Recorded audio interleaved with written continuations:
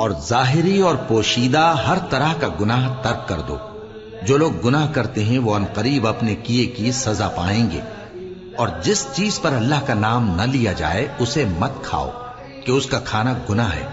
اور شیطان لوگ اپنے رفیقوں کے دلوں میں یہ بات ڈالتے ہیں کہ تم سے جھگڑا کریں، اور اگر تم لوگ ان کے کہے پر چلے تو بے شک تم بھی مشرک ہوئے۔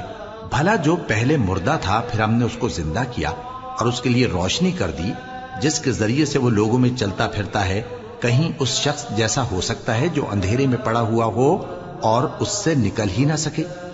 اسی طرح کافر جو عمل کر رہے ہیں وہ انہیں اچھے معلوم ہوتے ہیں۔ اور اسی طرح ہم نے ہر بستی میں بڑے بڑے مجرموں کو موقع دیا کہ اس میں مکاریاں کرتے رہیں، اور جو مکاریاں یہ کرتے ہیں ان کا نقصان انہی کو ہے، اور اس سے بے خبر ہیں۔